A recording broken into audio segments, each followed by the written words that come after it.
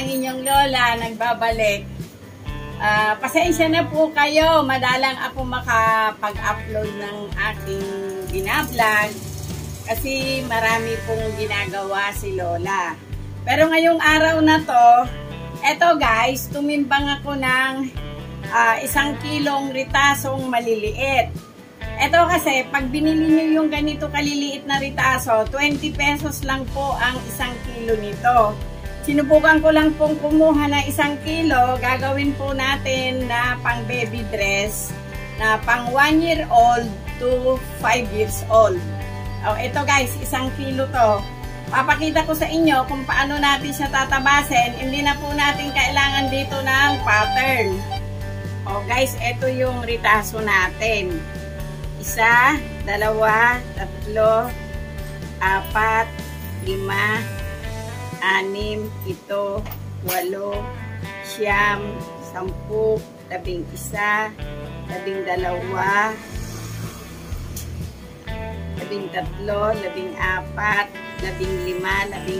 11, 18 siya guys. 18 ritaso. Pagka ganito kaliliit, ganito lang po yung ginagawa ko. Katulad po nito, ganito lang po talaga na siya kaikse at ganito na rin lang po siya kaliit. Pagka po ganito kaliit, ayan, i-fold nyo ng isa, tapos i-fold nyo uli ng pangalawa. Pagka po kasi yung baby, ang dibdib lang po na ginagawa ko pagka baby ay, tuwin muna po natin yung gupit natin. Yan, pagka po baby, 2 inches, ayan, 2 inches, mag-down kayo ng, ito siya guys, 2 inches papunta doon, 2 inches din dito.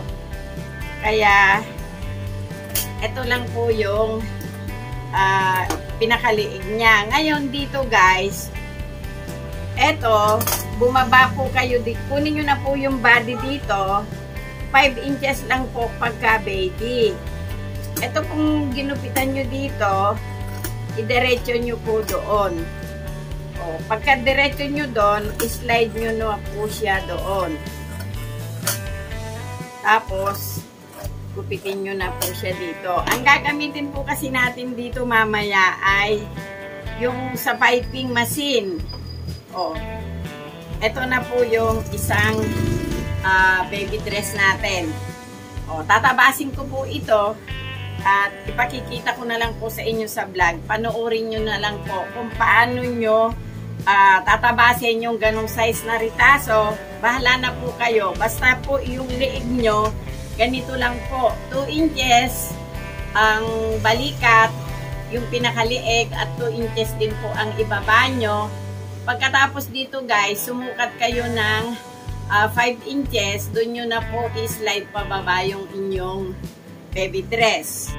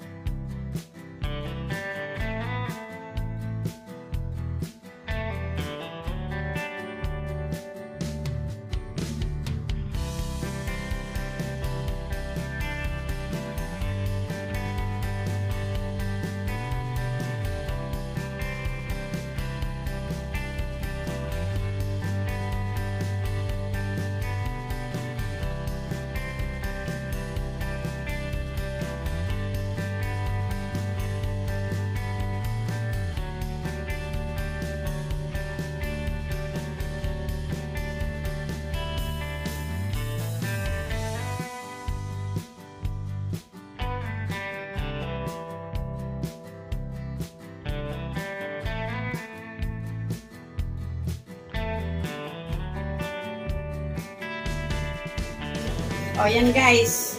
Ito yung unang tinabas natin. Ano to? Pang 1 year old. Yan.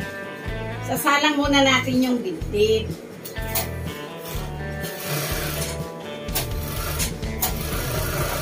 Yan. Pag sa piping kasi guys, madali lang pong magbuo ng baby dress. Hindi katulad sa straight machine, magbabayas pa kayo. Dito, idadaan nyo na lang po siya ng paganito. O, ayan o. Ito yung tahi niya sa loob, tapos yan yung sa labas. Ngayon, isa lang na natin yung pinaka-kilikili. O, ito siya guys. Pagdating doon, dahan-dahanin nyo kasi pagka minsan po, pag makapal yung bias, medyo napuputol yung sinulit. Yun. Pagdating po doon, sa parting yon, hawakan nyo, paabutin nyo doon sa dulong yon. Saka nyo isalang ulit itong kabila. O yan guys, kailangan magkaharap sila. Yon. Ito yung kaliwa, ito yung kanan, yun yung kanan. Kaya kanan din ang isusubo ninyo.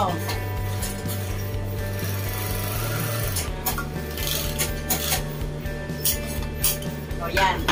Dito na tayo sa kaliwa kanina. Salang nyo to.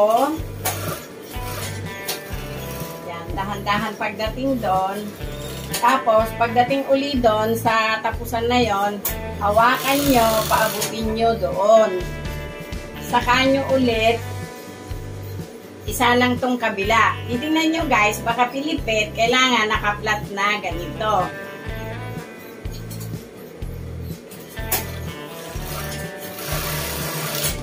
Oh. Ayan, eto siya guys.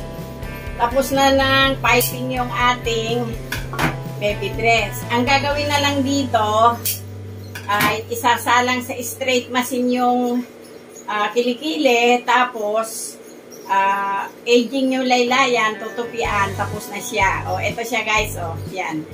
Gagawin ko lahat to. Ngayon, pag dito naman sa ganito, yung madulas, yan, gagawa po ako ng 3 sample. Pag ganito naman po yung tela, ito delikado po yung ganitong georgette kasi nakakabali po ito ng karayom pag bumalumbon doon sa piping. Kaya kailangan po dahan-dahan lang. Yun. Tsaka po pag may karayagan, titingnan nyo din po. Kasi mahirap po pagka may karayagan, pag naisalang nyo na, magbabawas uli kayo kasi kailangan papantayin nyo ulit yung tabas.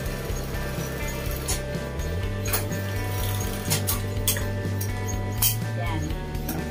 Tapos, gupitin nyo muna yung mga sobra.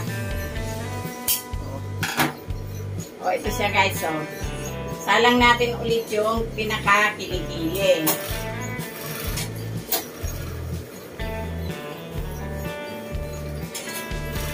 Hawakan nyo hanggang doon. Kasi yun po yung pinaka-guide ko. Para po, para pareho ang haba ng inyong strap.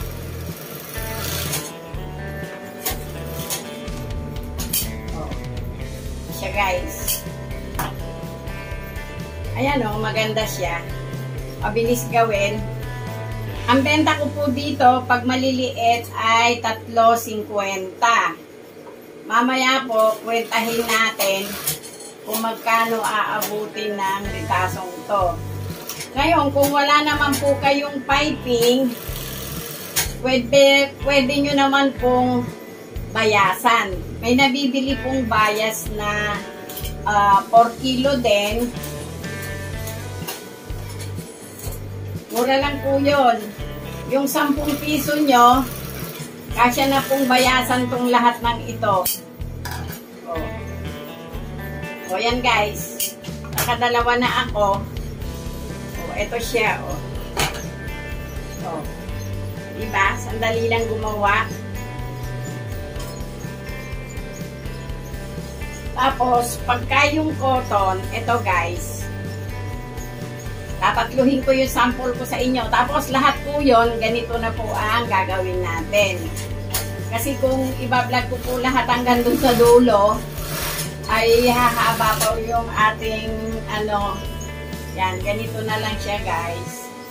Ito, magandang tela to, cotton.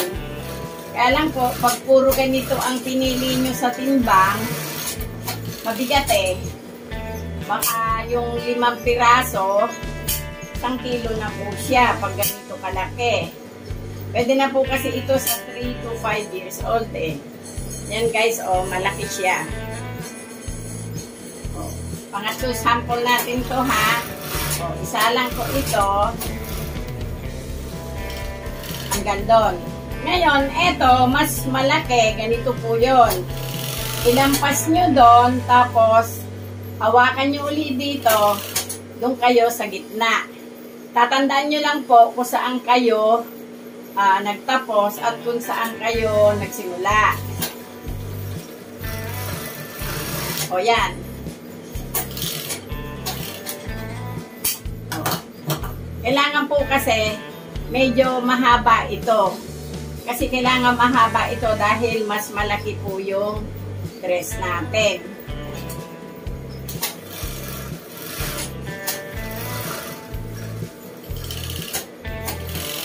So, ayun. Tapos, kunin nyo ulit hanggang gitna.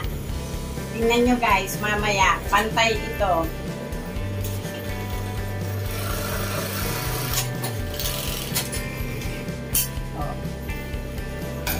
Tapos na po agad yung ating stripe. O, lahat po yun guys, dito po idadaan. O, eto o, tapos na o. Yan. Tingnan nyo yung ating strap. Pantay na pantay yan guys. O, siya o. O, gagawin ko na ito guys, hindi ko na ipapakita sa inyo, mamaya ko na lang ulit pakita sa inyo pag nandun na ako sa straight machine.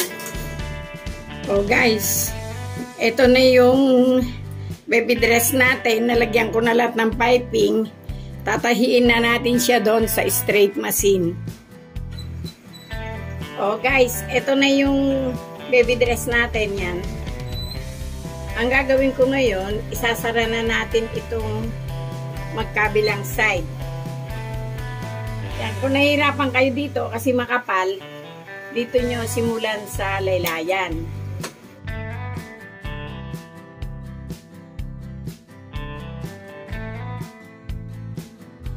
O guys, ito na yung tinahi ko, 18. Yan. Yung 6 na piraso, yan, ito guys, sa 3, 50. Yan. Bali ito po ay 100. Ngayon, yung malalaki ay 12. Ito naman pong 12 to ay sa 3 ang 100. Kaya bali po ito ay 400. At saka ito ay 100. Kaya ang nagawa po natin doon sa 20 pesos na ritaso ay 500 pesos. Pero hindi naman po lahat tubo yon dahil gumastos naman po tayo sa piping, yan, sa sinulid, sa kuryente. Pero maganda na rin po siyang pagkitaan. Sana nagustuhan nyo naman yung vlog ko ngayon at kung nagustuhan nyo naman, paki-subscribe naman si Lola. At paki-like na rin po at paki-share sa mga nanonood ng aking binablog kahit simple-simple lang. Thank you po sa inyong lahat. Maraming salamat.